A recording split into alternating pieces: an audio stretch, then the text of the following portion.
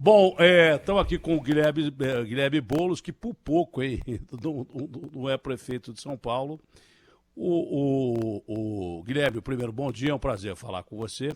Mas você faria essas maldades que o Bruno Covas fez aí, aceitando um aumento absurdo para ele, para o vice-prefeito, para os secretários, os velhinhos que votaram nele, né? Porque dizem que quem desequilibrou a eleição foram os velhinhos, que foram lá votar no Bruno no segundo turno para não votar em você. E ele tascou logo o fim da gratuidade, ele mais o Dória. Você faria isso aí, Bolo, se você tivesse sido eleito prefeito de São Paulo ou não? Bom dia. Bom dia, Datena. Bom dia para todo mundo que está ouvindo, assistindo a gente na Rádio Bandeirantes. Olha, é inacreditável o que o Bruno Covas conseguiu fazer de maldade em um mês de governo. Foi um mês, não é que foi um ano.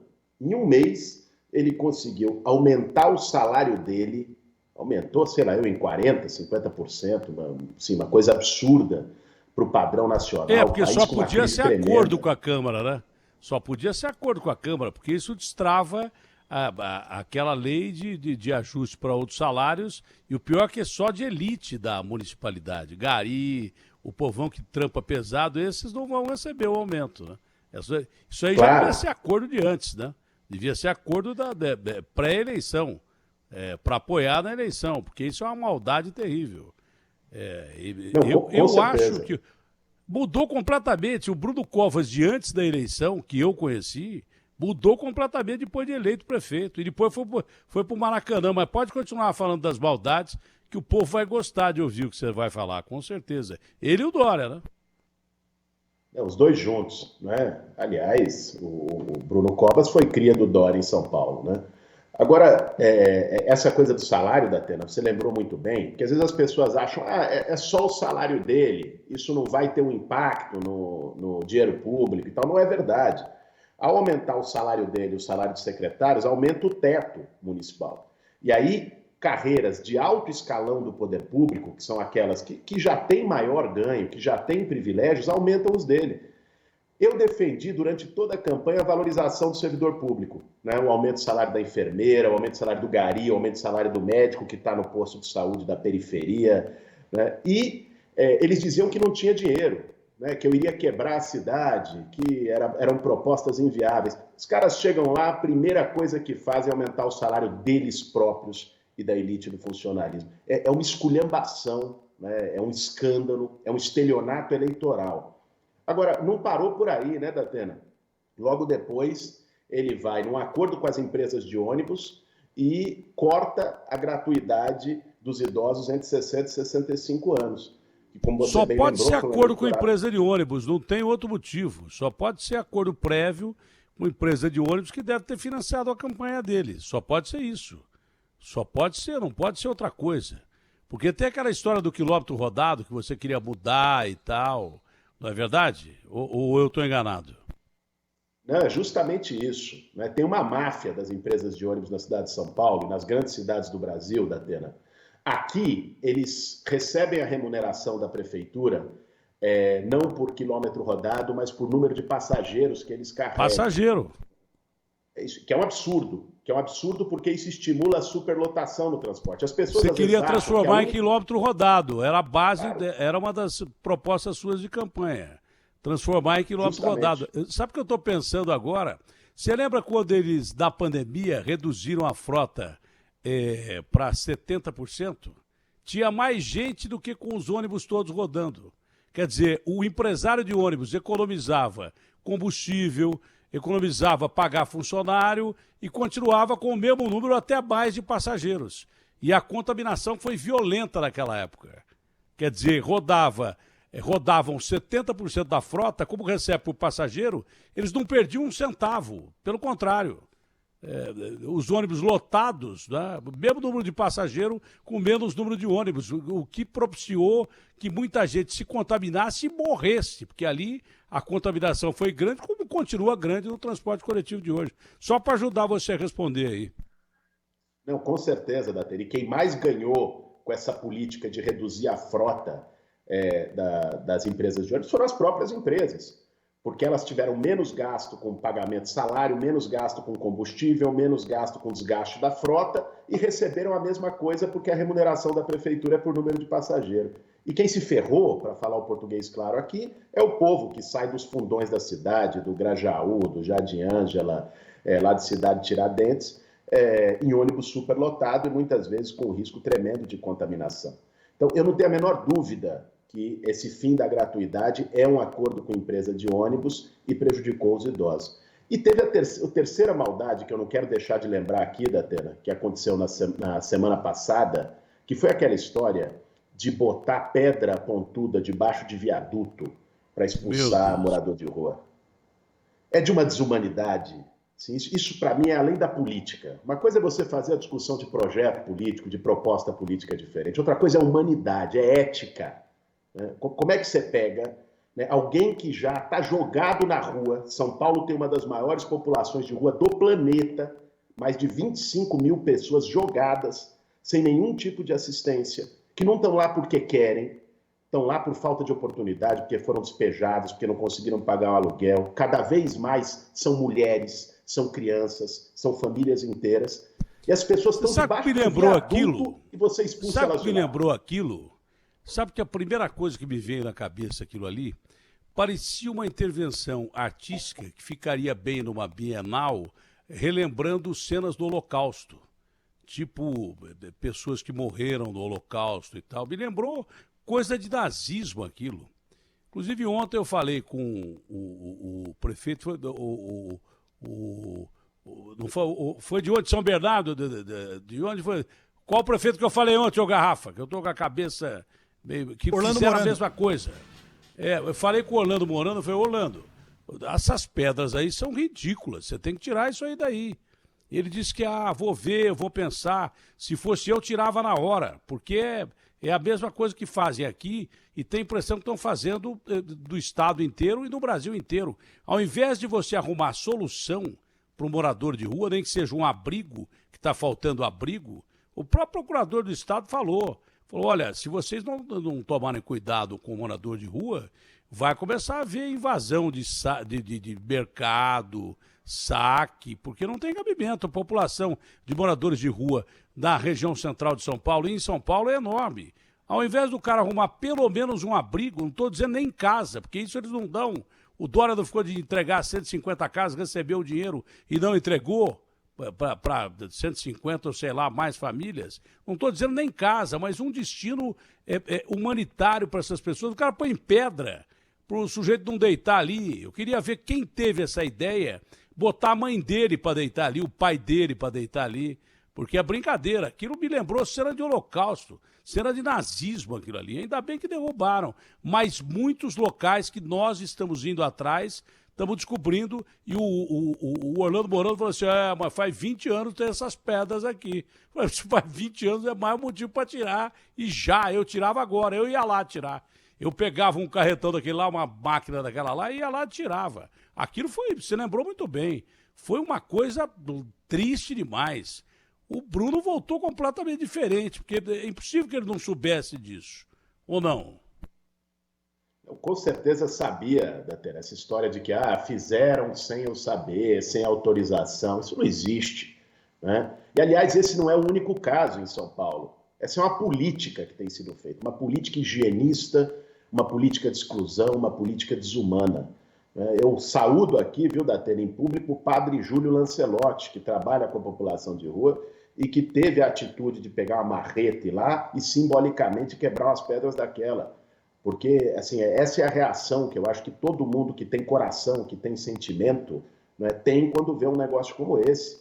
Porque, veja, assim, o que a gente tem que se perguntar, Datena, assim, quando a gente olha alguém jogado na rua, numa calçada, se a gente não consegue ver um irmão nosso, quando a gente olha uma criança no semáforo pedindo esmola para comer, se a gente não consegue imaginar ali um filho nosso, a gente começa a entrar numa lógica de indiferença que vale tudo e que depois a gente vai aceitando Pior que não vê. A desumanização.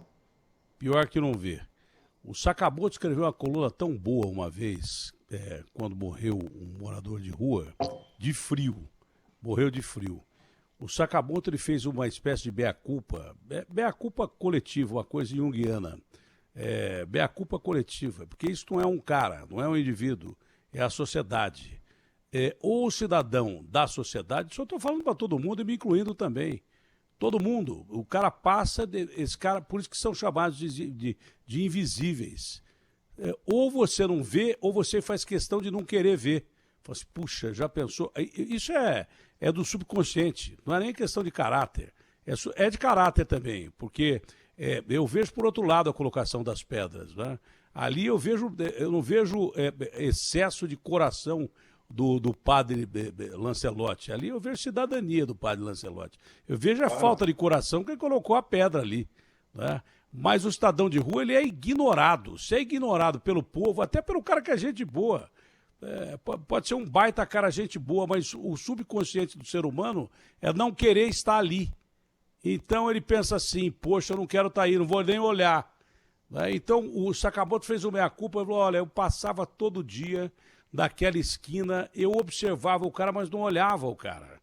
Eu não sabia quem ele era, não parei para perguntar se ele tinha alguma necessidade e tal. Só fiquei sabendo o dia que ele morreu de frio.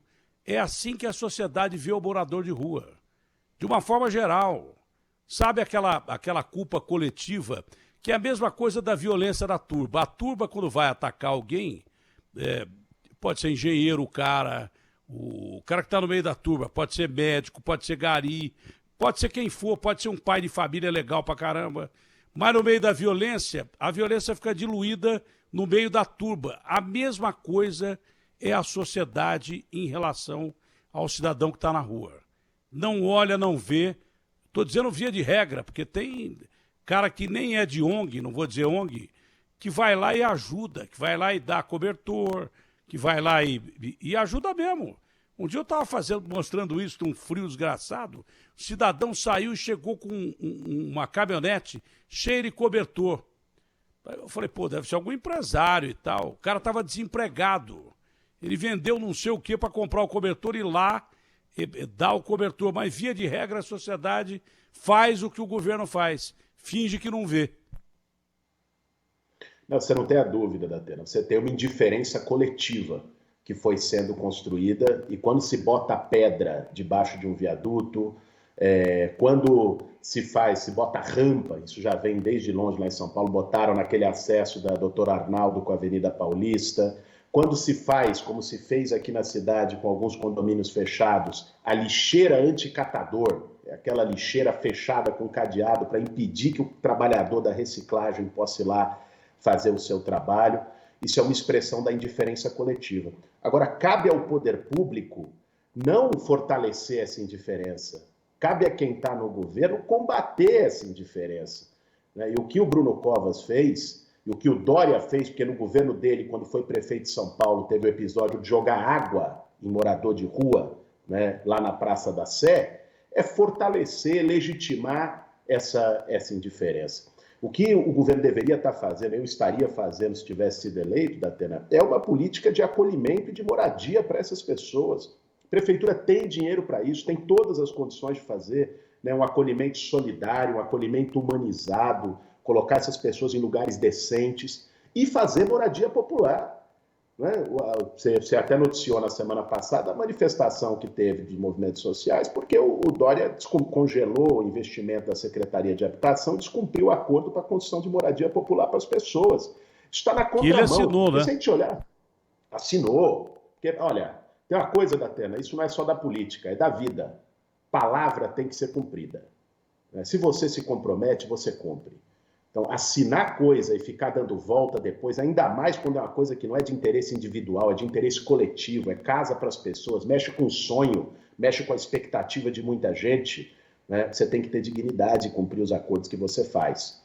Agora, ainda mais num momento como esse, Datena, nós estamos com 14 milhões de desempregados no Brasil.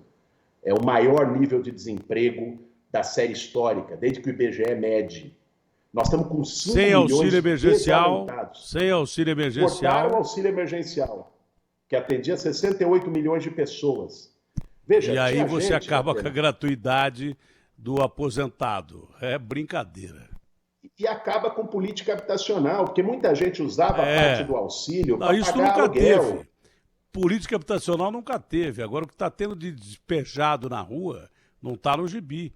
No auge da crise, você corta a gratuidade, já que ele disse que não precisa mais, não vai ter corte de energia elétrica, de gás e tal, a energia elétrica já vai aumentar, parece que amanhã. Devia ter o corte de despejo. Durante um período não podia despejar, porque tem gente que não tem condição nem de comer. Vai pagar aluguel como? Como é que vai pagar aluguel? Só que você fala sobre isso, o cara quer te matar. Porque tem muita gente que tem casa alugada. E tem os coitadinhos que alugam uma casa para poder sobreviver também. Mas, e quem mora na casa e não vai poder pagar? Vai ser jogado com a família, com filho, com papagaio, com mulher, com cachorro na rua? Mas esse é justamente o momento, Datena, que tem que ter poder público. Que você não pode deixar simplesmente na relação entre o cara que está alugando, o cara que está vivendo na casa. O poder público tem que intervir. Esse é o papel de um auxílio emergencial, por exemplo, que eles cortam ainda no auge da pandemia e com o país com a economia destruída. É uma vergonha o que o Bolsonaro está fazendo ao cortar o auxílio emergencial. Eu vi ontem a entrevista dele no teu programa, quando ele disse que quer retomar, que deve retomar. Quer dizer, é uma coisa assim, corta, depois diz que vai retomar, aí quer colocar uma contrapartida de que para retomar, eu li isso na imprensa, para retomar o auxílio emergencial, Paulo Guedes estava dizendo que ia ter que fazer mais cortes de gasto. Quer dizer, ele quer transformar o auxílio emergencial numa extorsão para retirar direitos, para cortar mais investimento público no momento que mais precisa disso. É um escárnio. Se cortasse gasto de político que leva vantagem pra caramba, porque o que custa um deputado, um senador, com todos os penduricalhos, aí sim. Mas o Paulo Guedes eu disse ontem de novo para o presidente da República. O Paulo Guedes, ele governa achando que ele é ministro dos Estados Unidos, da China, das maiores economias do mundo. Ele ainda não percebeu que ele governa para um país desigual, que tem uma baita numa economia forte, né? É uma das 10 maiores economias do mundo, mas uma divisão de renda canalha, né? Que deixa a maioria de pobres com 40 bilionários e 6 pessoas concentrando a renda mais do que esses 40 bilionários num país de 210 milhões de pessoas. Então o nosso país é uma grande periferia. O Paulo Guedes ele acha que ele é ministro da economia dos Estados Unidos. O Biden é capaz de chamar ele para lá. Ou então da China, que é a segunda maior economia, talvez hoje seja a primeira. É o pior momento. Não tem pior momento para você fazer maldade contra o povo do que esse. E eu não entendi realmente essas atitudes do Bruno, que é um cara que eu gosto, que eu respeito, mas deve ter tomado alguma coisa diferente. Porque ele voltou, parece o Dr. Jekyll, que uma hora é monstro, outra hora é gente boa. Então ele voltou completamente diferente. É o pior momento. Ele disse que ia governar para o povo, está governando contra o povo. Isso não tem cabimento. Eu sou obrigado a fazer essa crítica. Eu continuo gostando do cara, continuo gostando. Mas está tomando umas atitudes absurdas, grotescas, ridículas e inaceitáveis. Tá? E daí por diante. Bom, mas conversando sobre eleições, você deu uma declaração que não é um momento para o Lula começar, por exemplo, a determinar candidato. Ele convidou o Haddad e disse que o Haddad vai começar a viajar pelo país já para 2022. A esquerda não faz o jogo do adversário fazendo isso, se desunindo logo a princípio? Olha, Datena, eu acho que todo partido tem direito de fazer o que quiser da sua vida, né? De lançar candidato, de tomar posições e tal. Agora, o PT tem, o PSOL tem, todos os partidos têm. Mas nós temos que compreender que nós estamos num momento muito grave da vida nacional. Nós estamos num momento em que o Brasil lida muito mal, é um dos piores países do mundo para lidar com a pandemia do coronavírus. O tema da vacinação é a expressão disso, né? Um governo trabalhando contra a vacinação.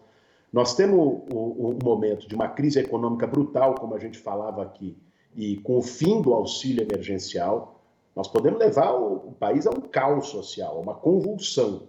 Né? Se não se resolver isso de alguma forma, se não voltar algum tipo de auxílio com o número de desempregados que a gente tem no Brasil, Mas nós podemos ter cenas de saque, de violência na rua, de caos social, ainda em 2021 no país. Num momento como esse, eu acredito que o papel da oposição, o papel da esquerda, é buscar sentar numa mesa, identificar unidades, convergências de projeto, né, e tentar atuar conjuntamente. Eu acredito que o debate de nomes, é evidente que ele tem que ser feito numa eleição. Você lança candidatos numa eleição. Agora, o debate de nomes, ele é o ponto de chegada e não o ponto de partida. O ponto de partida é você sentar, buscar uma unidade para pensar um projeto de reconstrução nacional para o Brasil, pensar quais são as melhores formas e táticas para derrotar esse desgoverno que nós estamos vivendo e, de forma unitária, buscar uma metodologia para definição de nomes. É isso que eu defendo, é assim que eu me expressei, mas é evidente, né? Eu respeito as decisões de cada um, eu sou do PSOL, né? O Lula e o Haddad são do PT, eles têm o direito de definir as táticas que acharem melhores para o partido deles. Você tem amizade e respeita muito o Lula, eu sei disso, mas o Lula foi apressado em tomar essa decisão independente de partido, porque se fala em frente. Do outro lado, do lado da direita, a frente que existia contra o Bolsonaro, ela rachou com as eleições para o Congresso. A frente se desfez. Caiu que nem castelo de areia na primeira onda. DEM, PSDB, já era. Você não pode acreditar mais nessa aliança, inclusive o ACM pode ser até vice do Bolsonaro ou está se aproximando do Bolsonaro, dependendo da situação. Além de ser destruída a aliança que seria pró-Dória, por exemplo, complica a situação do Dória dentro do PSDB e tudo favorece o Bolsonaro. Se a esquerda rachar, aí o Bolsonaro tem o quadro ideal. Você acredita que dentro desse aspecto, mesmo gostando e respeitando, o Lula foi apressado em tomar essa decisão de pré-lançar o Haddad e pedir para que o Haddad corresse já o Brasil para consolidar a sua candidatura? Atena, quem sou eu para ficar dando conselho para o Lula para dizer o que ele deve fazer, o que ele não deve fazer? Agora, eu acredito que o melhor que a esquerda pode fazer nesse momento é buscar pontos de unidade, se de fato a gente leva a sério a gravidade do momento que a gente está vivendo. Eu levo. Eu acho que nós estamos o país está num abismo, o país está sem rumo, o país está sem governo, no meio da maior crise da nossa geração, que é a pandemia do coronavírus, no meio de uma crise econômica profunda. E aí eu, Datena, nunca estaria num processo eleitoral ao lado do Dória. Eu acho assim, esse negócio, essa contradição também entre o Dória era Bolsodória até 2 anos atrás. Ele faz o que a conveniência eleitoral determina para ele. Essa turma da dita centro-direita e tal, no fim do dia, como ficou muito claro na eleição da Câmara, uma parte deles vai com Bolsonaro a depender da oferta que foi feita, né? Então, assim, eu acredito que a esquerda tem um papel de apresentar um projeto para o Brasil. Não é só simplesmente ser anti-Bolsonaro, o que é preciso, né, pelo que o Bolsonaro representa. Mas pensa uma coisa, Datena, faz 5 anos que o Brasil está apostando numa política econômica, que é a política dos cortes, que não é cortar privilégio de ninguém, pelo contrário, é cortar dinheiro do SUS, é fazer teto de gasto para a educação, né, é cortar investimento público, é cortar direitos sociais. E eles venderam a ideia de que se você cortasse, você ia reduzir o déficit, né, o país ia entrar num bom caminho, ia atrair investimentos privados, ia gerar emprego no país. Faz 5 anos que está nessa cantilena, Datena. O que aconteceu é que a dívida pública do país saltou de 76% para 100%, aumentou a dívida, o déficit se mantém e destruíram a economia brasileira. Fizeram a reforma trabalhista dizendo que ia gerar emprego. Nós estamos no maior índice de desemprego da série histórica. Fizeram a reforma da Previdência dizendo que isso ia gerar um bom ambiente de negócios e as empresas iam investir. Quem é que está investindo no Brasil? Olha a Ford saindo do Brasil. Aliás, eu sempre defendi taxação de grandes fortunas, porque eu acho que quem tem que pagar a conta num momento de crise é quem tem mais. O que eles disseram, não, se taxar grandes fortunas, as empresas vão embora, né? O investimento vai embora, vai ter fuga de capitais. Olha a Ford, Datena, a Argentina fez taxação de grandes fortunas. A Ford foi fazer uma revisão de plantas na América Latina. Se manteve na Argentina, que tem taxação, e saiu do Brasil. Porque não é isso que define se vai ter investimento ou não. O que define se vai ter investimento de uma empresa num país ou não é ter demanda, é ter gente com dinheiro no bolso para consumir. E isso se faz também com investimento público, isso se faz com auxílio emergencial, com renda básica, colocando dinheiro na economia, contratando obras de infraestrutura, contratando obras de moradia. A conta é muito fácil. Se o Estado Sem investe... mercado não tem para quem você vender. Você vai fabricar carro para vender para quem? Cara que não tem dinheiro para comer, pô. Não tem dinheiro para andar de ônibus, vai vender para quem? O mercado é que determina o investimento, né? O Brasil é um grande mercado consumidor, sempre foi. Só que o poder aquisitivo está simplesmente absurdamente baixo. O cara está se defendendo. O cara já não troca mais de carro a cada 2 minutos. O cara já não pensa em comprar do jeito que pensava antes. Não é que não pensa, não tem dinheiro. Se você não tem mercado, você vai atrair investimento de quem? Porque o cara quer vender aqui. Se não tem gente para comprar, não vai vender. É uma coisa óbvia. Passando a política, o PT cometeu um erro e deveria ter aprendido quando apoiou o Tato ao invés dele apoiar. Talvez hoje a prefeitura tivesse na mão de vocês, né? Do PT, enfim, da esquerda. Seria importante. São Paulo é uma capital importantíssima para definir futuro de uma eleição para 2022. Está cometendo o mesmo erro agora, apoiando o Haddad. O senhor acredita ainda numa frente de esquerda, composição com o Ciro, por exemplo? O senhor toparia uma candidatura à presidência com o Ciro? Datena, eu acredito e vou trabalhar para que a esquerda se reúna, sente numa mesa, tenha maturidade política, tenha grandeza diante dos desafios do país e busque uma solução conjunta. Eu acho que os nomes para isso tem que ser o resultado de um processo de construção de convergência. Inclusive criar um método para a escolha de nome, para a definição de nome. É natural que na política você tenha vaidades, interesses pessoais e, claro, disposição de representar um projeto. Isso é natural. Agora, eu não acho que isso tenha que ficar à frente da necessária unidade que nós precisamos construir. Eu acho que o Ciro tem que estar nessa mesa, o Haddad tem que estar nessa mesa, outras lideranças políticas do campo de esquerda têm que estar nessa mesa para buscar convergência. Eu vou trabalhar para isso. Olha, o senhor saiu muito mais forte das eleições à Prefeitura de São Paulo. O senhor perdeu, mas ganhou. Saiu como um grande nome da esquerda brasileira depois das eleições de São Paulo. Um dos grandes nomes da esquerda brasileira. O senhor saiu bem maior do que entrou. O senhor tem 2 opções, né? Candidato ao governo de São Paulo. A gente não tem tanto nome assim como candidato ao governo de São Paulo. Tanto que estão falando do Alckmin de novo e daí por diante. A gente não tem tanto nome assim. Então o senhor poderia ser candidato ao governo de São Paulo com chance de vencer ou então candidato à presidência da República. O senhor já se decidiu? O senhor é candidato à presidência da República ou não? Datena, eu não tomei essa decisão não apenas por uma questão pessoal, mas porque eu não acho que se deva colocar o carro na frente dos bois. Eu poderia aqui no teu programa dizer, olha, eu sou candidato a presidente. Bom, saiu uma pesquisa ontem onde eu apareço lá com 6%, num processo de crescimento. Poderia dizer isso aqui. Mas eu não acho que isso contribuiria para o processo de construção da oposição ao Bolsonaro e para que a esquerda, o projeto que eu acredito, chegue forte em 2022.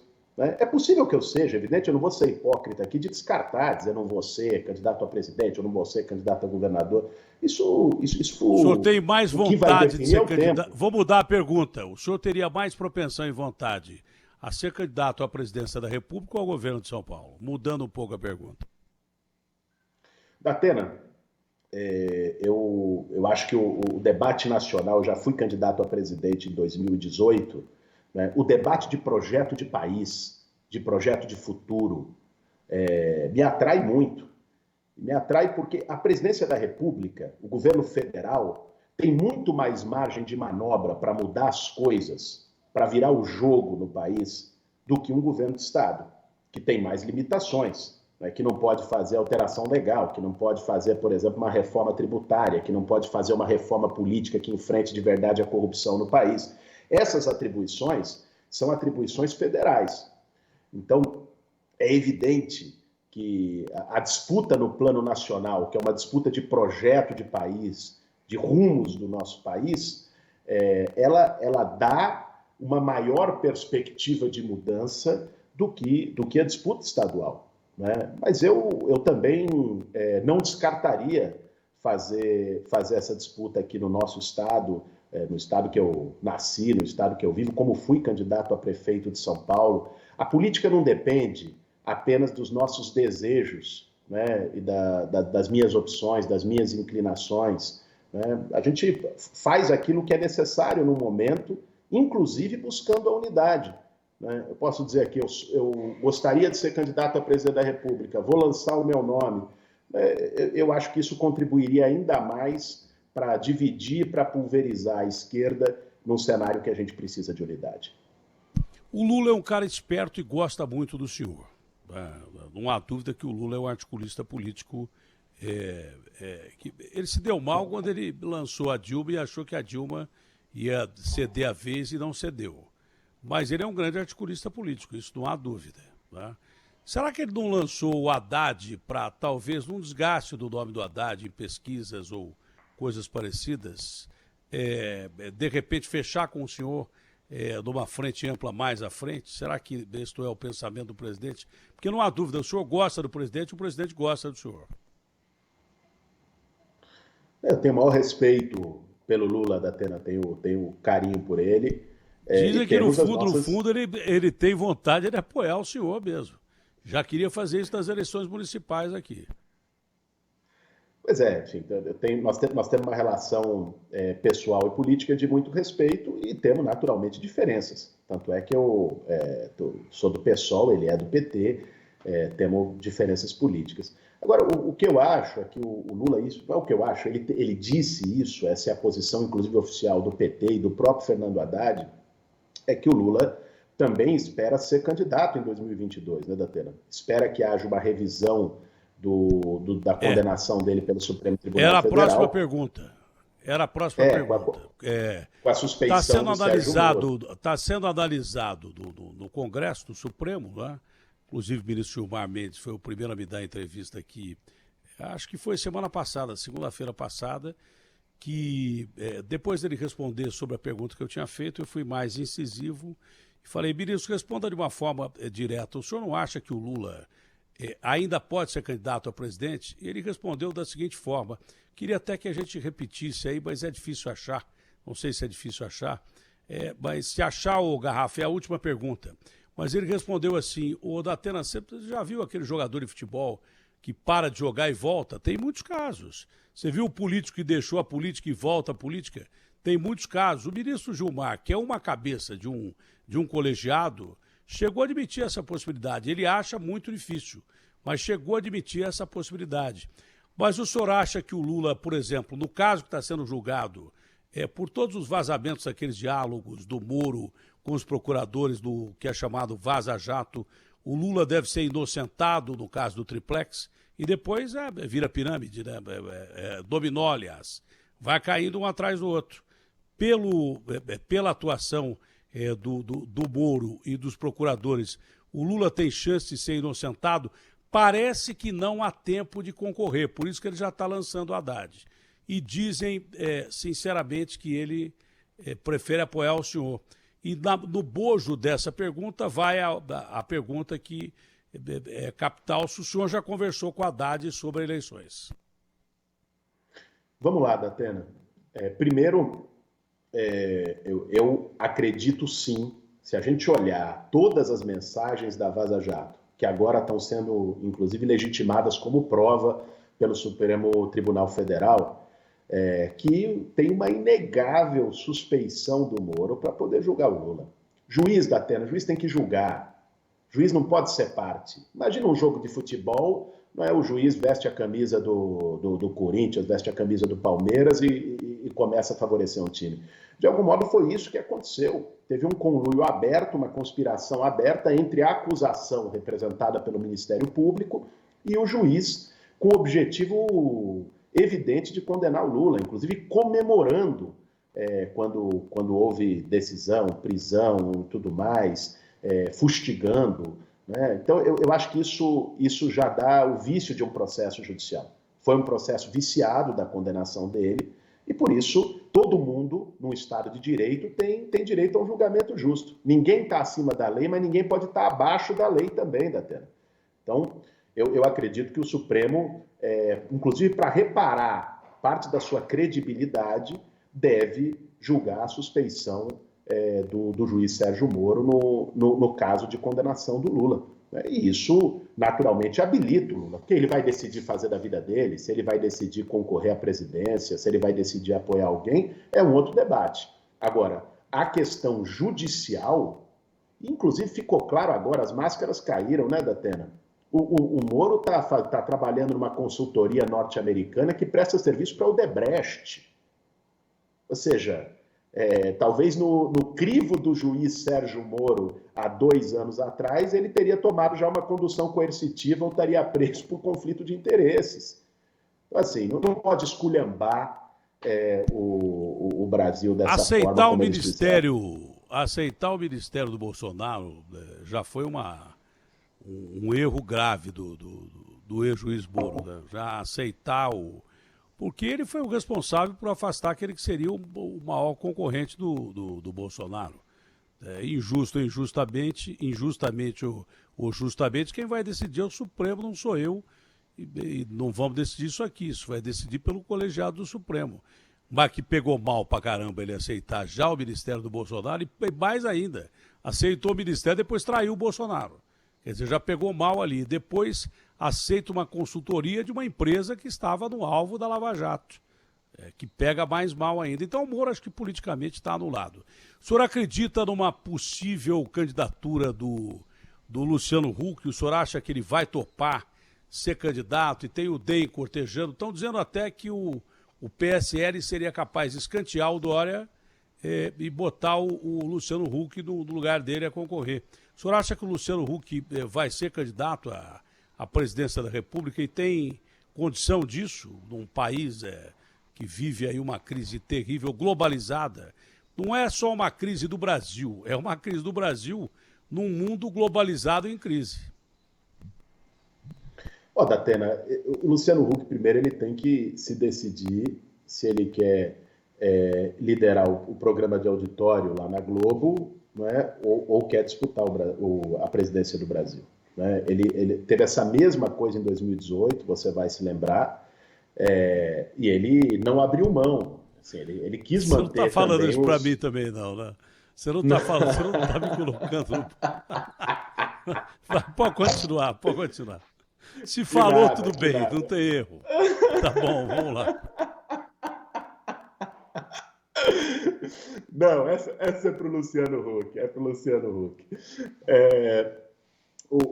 Ele, em 2018, ele decidiu não ir, e não sei o que ele vai fazer em 2022. Agora, francamente, Datena, eu acho que no caso dele, ele aposta numa saída que ele chama de centro. Ele vai dizer, olha, o Bolsonaro e a esquerda são 2 extremos, são 2 faces da mesma moeda. Eu represento a solução moderada para o Brasil.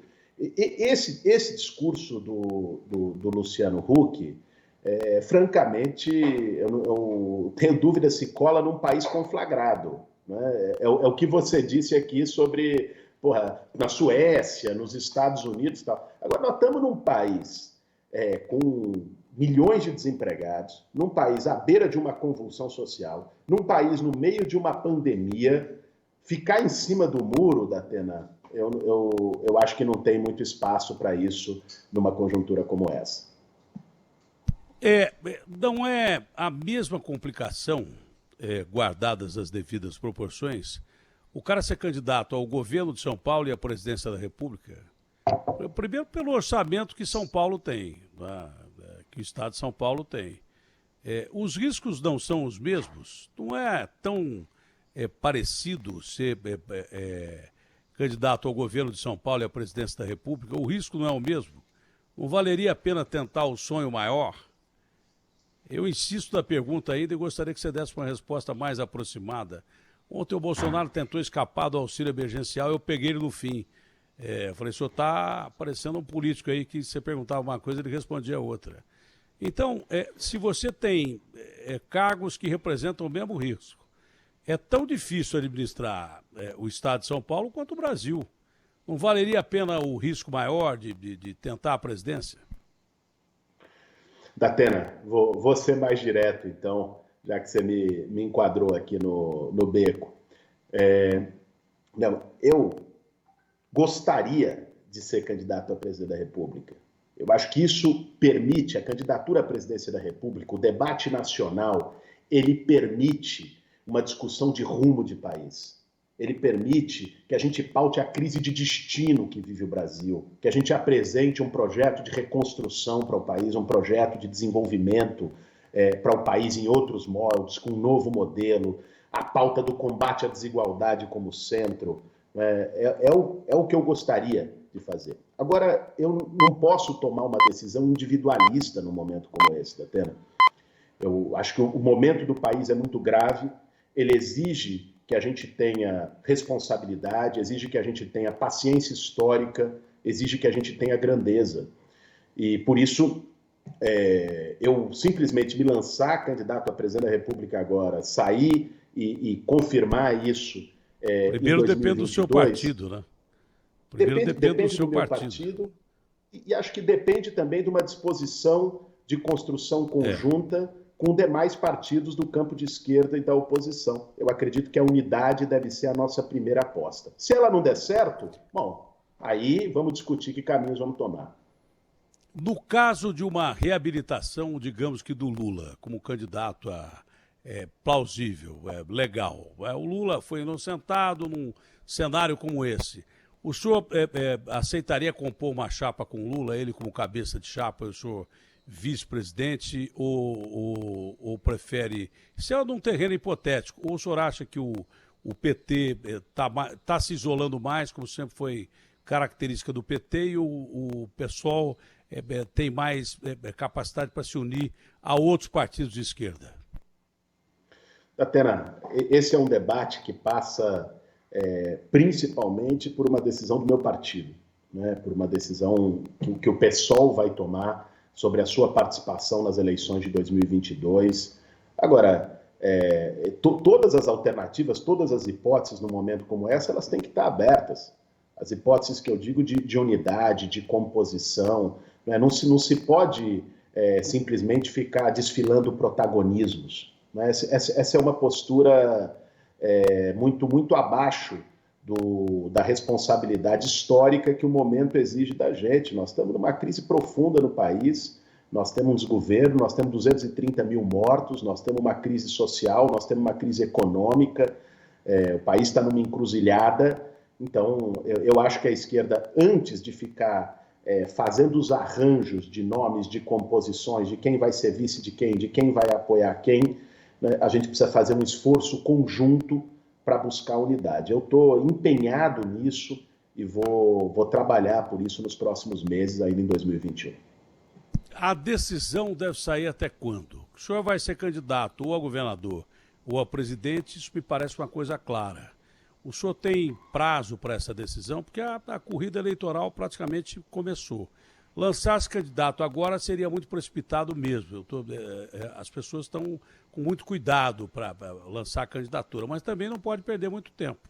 Não é? Então, o senhor vê um prazo mais ou menos definido para essa decisão, que já ficou claro, ou o senhor é candidato ao governo ou a presidente da República. Datena, essa decisão, não só a minha, pessoal, a do meu partido, mas acho que essa decisão do conjunto dos partidos de oposição tem que ser tomada até o fim do ano. Nós temos que entrar em 2022 com um bloco na rua, com uma definição clara de nomes, de composições possíveis e com o andamento da campanha pelo país. Acho que nós temos que olhar ainda 2021, que vai ser um ano crítico, e em 2022 entrar com essa definição fechada. Essa é a minha expectativa.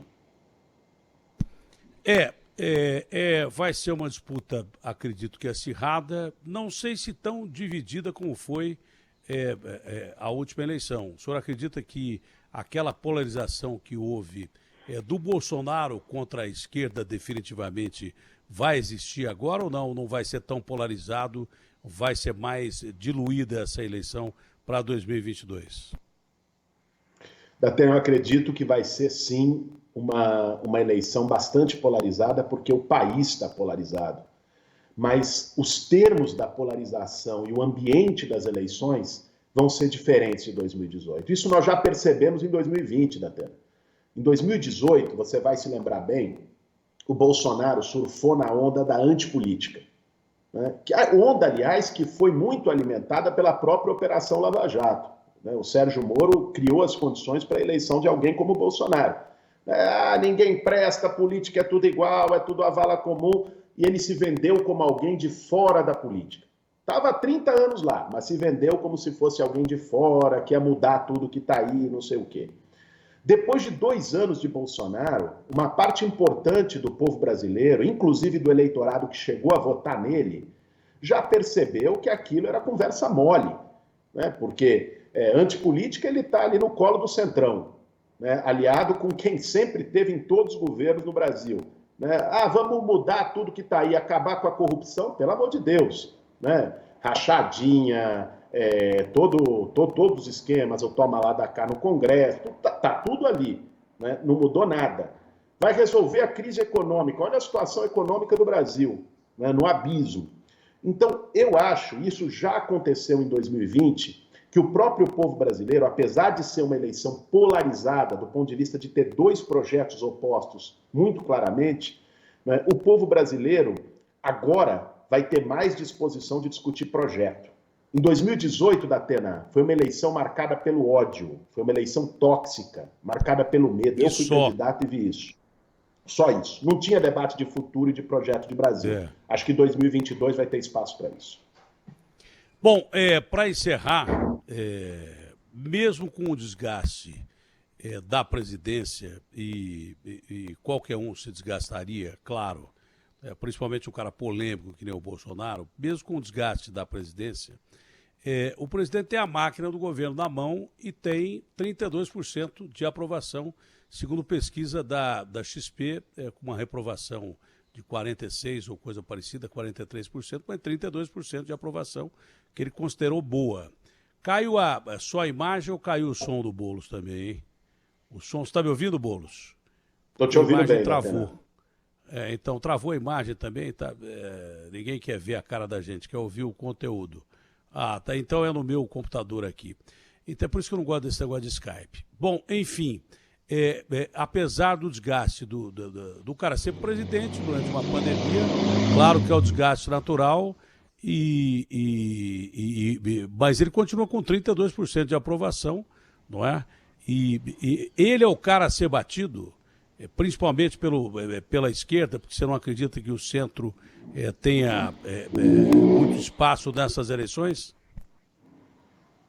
Datena, o que eu vejo hoje, pela situação do Brasil e pelo que a gente viu, inclusive, nas próprias eleições da Câmara dos Deputados e nas consequências, a declaração que você citou do presidente do DEM, do ACM Neto, pelo cenário do país, é que nós vamos ter, em 2022, um embate fundamental entre esse projeto de extrema-direita representado pelo Bolsonaro e a esquerda. Eu acho que esse vai ser o embate que vai ser o embate principal de 2022. Alguns falam, mas aí vai reeditar 2018 e o Bolsonaro vai ganhar de novo porque as pessoas têm um sentimento contra a esquerda. Eu não acredito assim, não vejo dessa forma. 2018 foi, como nós dissemos aqui, uma eleição marcada por ódio, uma eleição marcada por medo, uma eleição marcada por antipolítica, né, com um caldo de antipetismo muito forte naquele momento. 2022 nós vamos ter tido 4 anos de Bolsonaro, nós vamos ter tido uma pandemia no meio, um cenário, o Brasil crítico, esse discurso antipolítica totalmente desmoralizado. Eu acho que há todas as possibilidades de, apresentando um projeto sólido de reconstrução nacional, de combate às desigualdades, de defesa da democracia, da esquerda ganhar as eleições em 2022 de Jair Bolsonaro. Guilherme, muito obrigado, um forte abraço à família, foi um prazer falar com você, tenha um bom dia, fica com Deus e saúde acima de tudo. Foi um prazer falar contigo. Obrigado, Datena. Obrigado pelo convite, obrigado a todos que nos acompanharam aqui na Bandeirantes. Forte abraço para você.